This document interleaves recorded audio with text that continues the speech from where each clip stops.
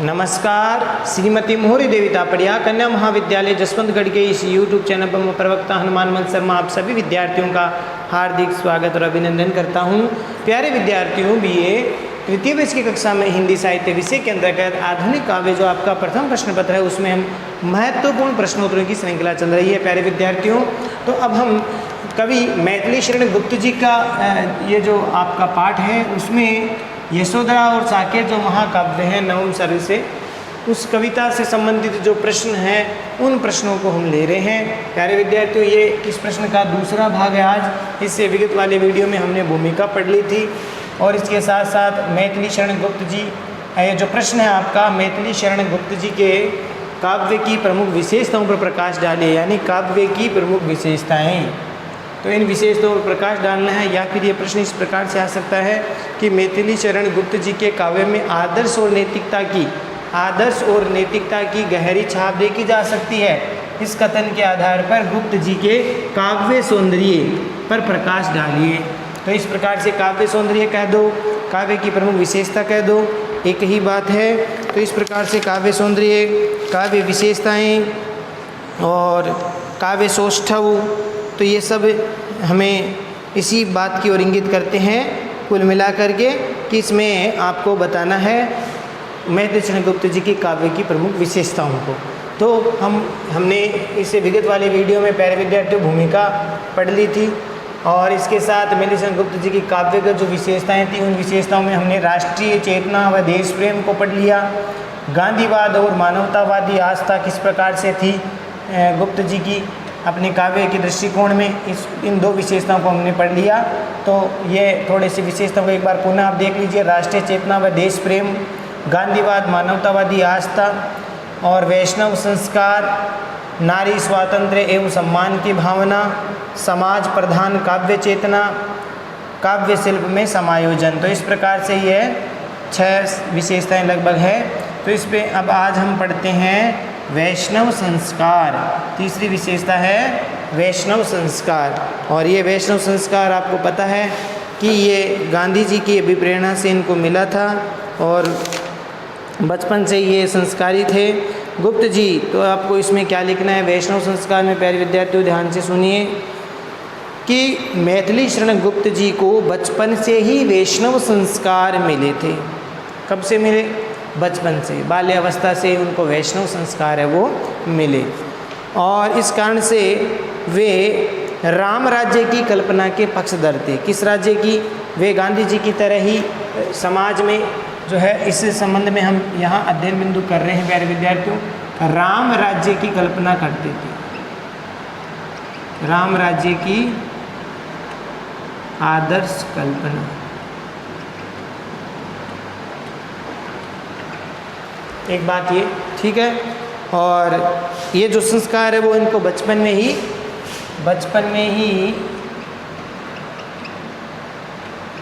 वैष्णव संस्कार मिले।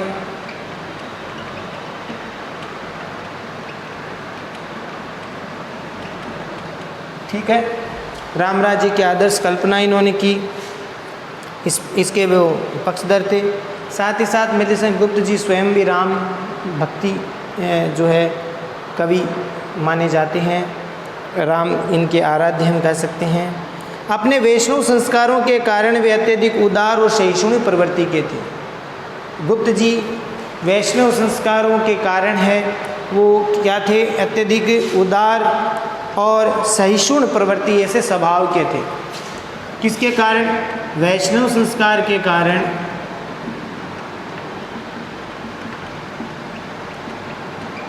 वे अति उदार और सहिष्णु प्रवृत्ति के थे, ऐसा स्वभाव था इनका। इस कारण हुआ वैष्णव संस्कार के कारण। तो ये बात आप लिख सकते हैं। इसके साथ इसी कारण से इनकी रचनाओं में हिंदू संस्कृति और भारतीय दर्शन जो है, इन विशेषताओं के दर्शन होते हैं। भारतीय दर्शन और हिंदू संस्कृति के का स्वर है वो देखने को मिलता है इनकी रचनाओं में। तो हिंदू संस्कृति और भारतीय दर्शन के इनकी रचनाओं में हिंदू संस्कृति और वह भारतीय दर्शन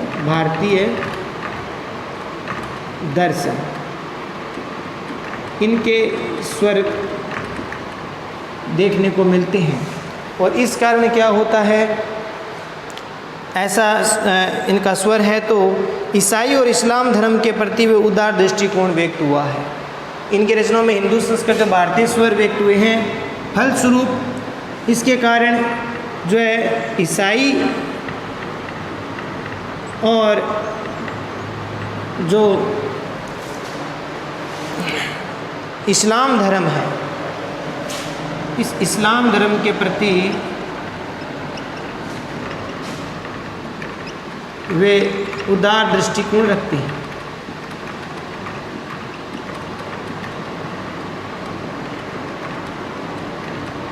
ठीक है, ईसाई और इस्लाम धर्म के प्रति वो उदार दृष्टिकोण रखते हैं। कौन? गुप्त जी। हालांकि वो अपनी रचना में हिंदू संस्कृति और भारतीय दर्शन का स्वर व्यक्त हुआ है, ऐसा गायन वो करते हैं, लेकिन साथ ही साथ वे ईसाई धर्म और इस्लाम धर्म या का दृष्टिकोण भी उदार दृष्टिकोण व्यक्त हुआ है, या किसी भी धर्म को वो निम्न नहीं समझते, वो सभी धर्मों को श्रेष्ठ मानने वाले हैं। और उनकी ये विशेषता हम कहाँ देख सकते हैं? इनका गुरुकुल और जो काबा और करबला रचनाएं हैं, ये विशेषता हम कहाँ देख सकते हैं? ये विशेषता इनकी गुरुकुल और एक रचना है काबा और करबला। काबा और करबला, इन रचनाओं में हमें इस विशेषता का पता चलता है, यानी ईसाई और इस्लाम धर्म के प्रति उदार दृष्टिकोण रखते हैं। ये विशेषता गुरुकुल, काबा और करबला जो रचना इनको में देखी जा सकती है। साथ ही साथ गुप्त जी वर्णाश्रम जो व्यवस्था है उसके भी पक्षधर थे। शील, सदाचार, आदर, संस्कार के लिए वो सदैव ग्राह्य बने रहे। अर्थात गुप्त जी है वो इस बात का भी एक तरह से पक्षधर थे, किसकी? वर्णाश्रम व्यवस्था की। वो सही मानते थे वर्णाश्रम व्यवस्था, और इसके साथ वो इसके पक्षधर थे। और साथ ही साथ शील, सदाचर, अच्छा आचरण, शील, सदाचरण और आदर संस्कार के प्रति भी वो झुके हुए थे। आदर्श संस्कार को प्राप्त करने के इच्छुक थे। उनके मन में हमेशा शील, सदाचार, आदर, संस्कार की प्राप्ति की इच्छा रहती थी। गुप्त जी वर्णाश्रम व्यवस्था के भी पक्षधर थे। फलस्वरूप कई इनकी रचनाओं में अनेक आदर्श प्रतिष्ठान आपको दिखने को मिलते हैं। प्यारे विद्यार्थियों, गुप्त जी की रचनाओं में कई जगह इनकी रचनाओं में अनेक आदर्श की प्रतिष्ठा वो देखने को मिलती है। अब जैसे हम साकेत की बात करें तो साकेत महाकाव्य में गुप्त जी के वैष्णव संस्कार है वो मुखरित होते हैं। किसमें? साकेत में। साकेत महाकाव्य में गुप्त जी के वैष्णव संस्कार देखने को मिलते हैं। देखिए, इन्होंने एक पंक्तियाँ लिखी है। उन्होंने कहा है कि मैं आर्यों का आदर्श बताने आया हूँ। मैं आर्यों का आदर्श बताने आया।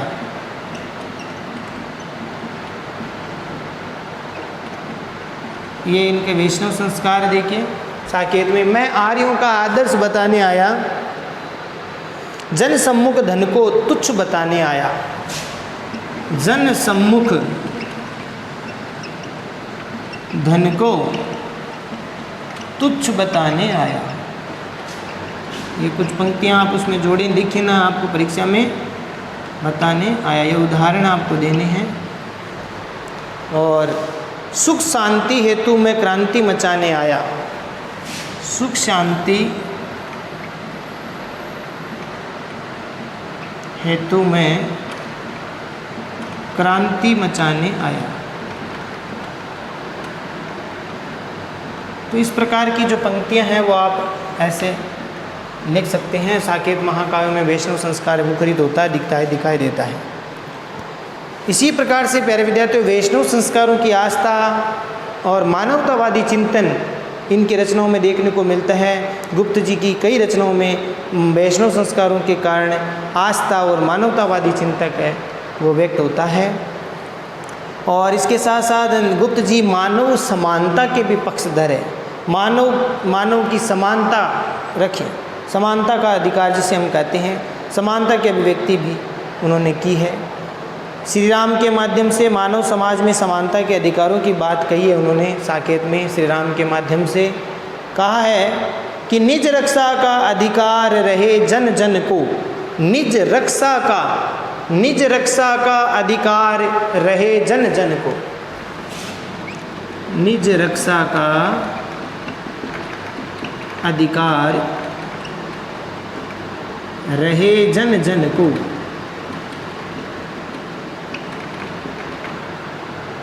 ठीक है, निज रक्षा का अधिकार रहे जन जन को, सबकी सुविधा का भार किंतु शासन को, सबकी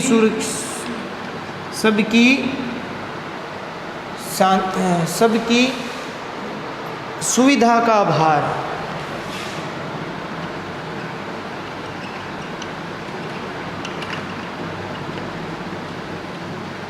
किंतु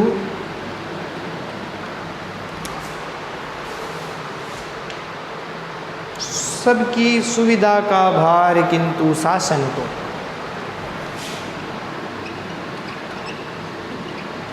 तो ये पंक्तियाँ जो है वो श्री राम के माध्यम से मानव समानता के लिए व्यक्त करते हैं, मानव में भेदभाव ना हो। तो इस प्रकार से ये विशेषता आपको समझ में आ गई प्यारे विद्यार्थियों, वैष्णव संस्कार। अब हम देखते हैं अगली विशेषता, बहुत ही महत्वपूर्ण विशेषता है, नारी स्वातंत्र्य एवं सम्मान की भावना। नारी की आज़ादी, नारी की स्वतंत्रता और उनके सम्मान की भावना, ये विशेषता गुप्त जी के काव्य की देखने को मिलती है। कई जगह गुप्त जी है वो नारी के सम्मान की बात करते हैं, उनके स्वातंत्र्य की बात करते हैं। तो प्यारे विद्यार्थियों, इस बिंदु में आपको क्या लिखना है?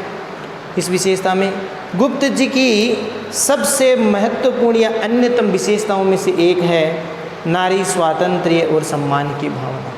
ये सबसे महत्वपूर्ण विशेषता है और ये बात इनकी साकेत में देखने को, देखो रचनाओं में, इन रचनाओं में इनको देखने को मिलती है। ये आप यहाँ अलग से, ये इसका है, इसकी बातें ये वैष्णव संस्कार की, यहाँ इसकी बातें मैं लिख रहा हूँ। जैसे साकेत है, साकेत महाकाव्य है, यशोधरा है, ठीक है, यशोधरा जो कि गौतम बुद्ध की पत्नी थी। तो यशोधरा में, साकेत में विष्णु प्रिया,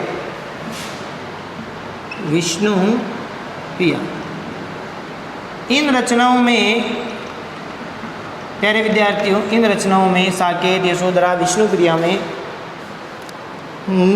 नारी स्वातंत्र्य, नारी स्वावलंबन, नारी के गौरव की गरिमा का प्रभावपूर्ण निरूपण हुआ है। इनमें देखिए नारी स्वातंत्र्य का, नारी स्वातंत्र्य, नारी गौरव व सम्मान, नारी स्वातंत्र्य, नारी गौरव, नारी प्यारे विद्यार्थियों, नारी स्वावलंबन, नारी स्वावलंबन। इस प्रकार के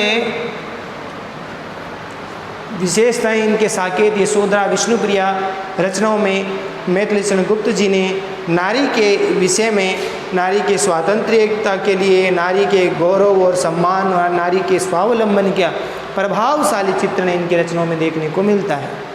नारी के सम्मान के वो पक्षधर थे। प्यारे विद्यार्थियों, पंचवटी में वनवासिनी सीता को स्वावलंबी चित्रित करते हुए गुप्त जी ने नारी गरिमा की अभिव्यक्ति दी है। प्यारे विद्यार्थियों, यहाँ लिख रहा हूँ मैं, पंचवटी इनकी रचना है, पंचवटी। उसमें वे सीता को बड़े स्वावलंबी नारी के रूप में चित्रित कर रहे हैं। सीता को स्वावलंबी नारी के रूप में चित्रित किया है, ठीक है। और इसमें वे लिखते हैं नारी की गरिमा और स्वावलंबन का चिंतन करते हुए सीता कहती है, औरों के हाथों यहाँ नहीं पलती हूँ।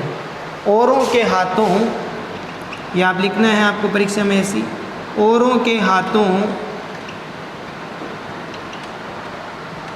औरों के हाथों यहाँ नहीं पलती हूँ, यहाँ नहीं पलती हूँ। सीता कह रही है पंचवटी में कह रही है, रचना है मैथिली सेनगुप्त जी की, इनमें सीता को स्वावलंबी नारी के साथ उनके गरिमा में स्वरूप को चित्रित किया है सीता का। और औरों के हाथों यहाँ नहीं पलती हूँ, अपने पैरों पर खड़ी आप चलती हूँ। अपने पैरों पर खड़ी, अपने पैरों पर खड़ी अपने आप चलती हूँ। तो यहाँ पर इस प्रकार के भाव नारी की, हम कह सकते हैं कि नारी की स्वावलंबिता का भाव यहाँ पर व्यक्त हो रहा है सीता के द्वारा, कि औरों के हाथों यहाँ नहीं पलती हूँ, मैं औरों के हाथों से नहीं पलती हूँ और अपने पैरों पर खड़े अपने आप चलती हूँ। तो इस प्रकार का भाव मैथिली सेनगुप्त जी ने अपनी रचना पंचवटी में सीता के माध्यम से नारी के स्वावलंबन की बात यहाँ पर कह दी है। तो इस प्रकार से नारी के स्वावलंबन का चित्रण किया है। जीवन में मैथिली सेनगुप्त जी लिखते हैं, कहते हैं कि भाई जीवन में नर नारी परस्पर सहयोग सहगामी पथिक होती हैं। नर नारी ये जीवन रूपी मार्ग के पथिक हैं और दोनों पथिक हैं और इस जीवन में परस्पर सहगामी हैं, और लेकिन उनके बीच में विश्वास होना जरूरी है। अगर विश्वास नहीं होगा परस्पर, नर नारी में, पति पत्नी में अगर विश्वास नहीं होगा तो फिर गृहस्थ जीवन में सुख शांति नहीं हो सकती, बस घर की जो सुख शांति है वो समाप्त हो जाती है। इसीलिए उनके बीच में अविश्वास नहीं होना चाहिए। अविश्वास अगर होता है तो गृहस्थ जीवन में दोनों की ही सुख शांतियाँ नहीं हो सकती हैं। गुप्त जी की रचनाओं में, साहित्य में जो उपेक्षित नारी है, जिसकी उपेक्षा की गई, ऐसी नारी पात्रों का भी चित्रण वो किया है। नारियों के प्रति इनकी करुणा भावना ही नहीं अपितु अतिशय करुणा के दर्शन होते हैं। ऐसे उपेक्षित नारियों के जो करुणा का भाव है वो दिखाई देता है, इनके प्रति इनकी करुणा भावनाएं नहीं बल्कि अतिशय करुणा के दर्शन होते हैं। मैथिली सेनगुप्त जी नारी के जो उपेक्षित नारी है, जैसे हम साकेत में अगर उर्मिला को देखें तो वो उपेक्षित नारी के रूप में हम उसको चित्रित करते हैं। कितने वियोग वेदना को वो सहन करती है चुपचाप। लक्ष्मण के वनवासी हो जाने के बाद में उर्मिला वियोग में व्यथित रहती है। तो ये साकेत के नवम सर्ग में हमने पढ़ा भी था। प्यारे विद्यार्थियों, तो ऐसी जो भाव है, करुणा के दर्शन इनके होते हैं।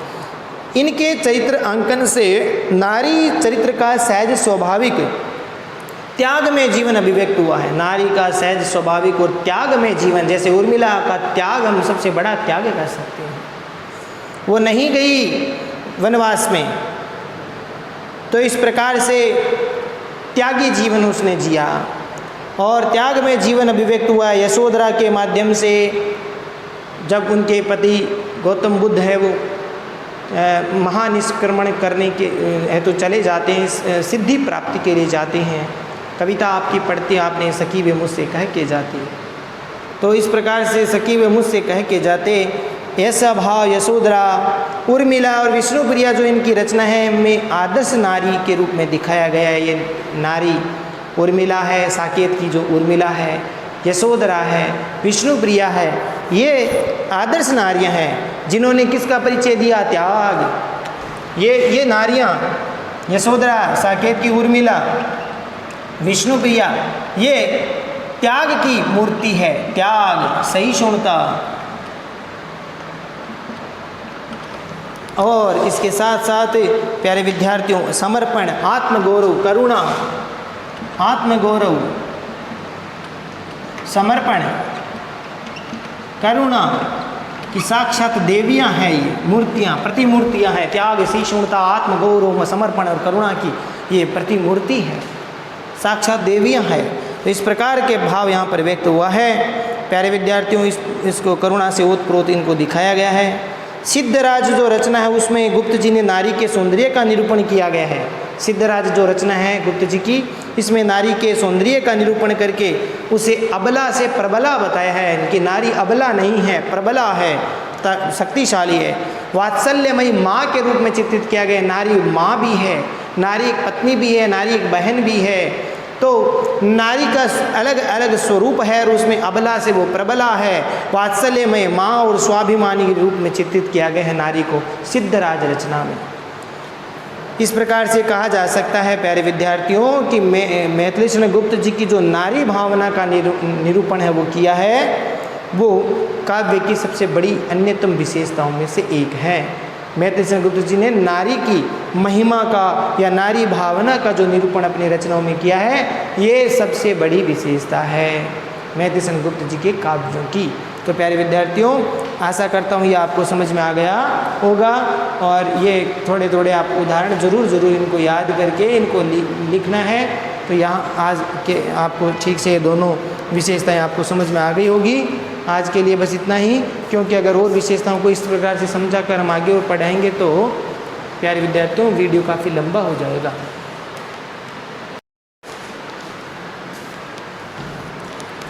तो प्यारे विद्यार्थियों आज के लिए बस इतना ही। अगले वीडियो में पुनः उपस्थित होंगे इसी प्रश्न के आगे के भाग में, जो आगे और विशेषताएं ले रही हैं उनके बारे में चर्चा करेंगे। तब तक के लिए आज जो महत्वपूर्ण विशेषताएं हैं इनको आप ठीक प्रकार से पढ़ें। वैष्णव संस्कार और नारी स्वातंत्र्य की भावना में हमने जो कुछ पढ़ाया है वो आप ठीक प्रकार से आत्मसात करें, नोट्स बनाएं और इन उदाहरणों को ज़रूर आपको इन प्रश्नों में लिखना है। अगर आप ये उदाहरण नहीं लिखते हो, सीधे सीधे उत्तर लिख दिए, उदाहरण बीच में नहीं लिखे, तो इससे आपका उत्तर है वो प्रभावशाली नहीं होगा और आपके अंक कम आएंगे। इसीलिए आपको इन बिंदुओं के बीच में जो कविता के जो पद है, रचना है, बीच बीच में आपको जरूर लिखनी है। इससे आपका उत्तर प्रभावशाली बनता है और परीक्षा जो है जांचता है कॉपी, तो उसके ऊपर बहुत प्रभाव पड़ता है, अच्छे अंक मिलते हैं। यही इसका इन प्रश्नों का आधार है अच्छे अंक लाने का। तो आप इस प्रकार से विशेषताओं में ये उदाहरण भी बीच बीच में लिखना है। तो आपको समझ में आ गया ये दो विशेषताएं। बाकी के हम अगले वीडियो में लेंगे। तो आज के लिए बस इतना ही और इसको आप पढ़िए, नोट्स बनाइए, याद भी करिए।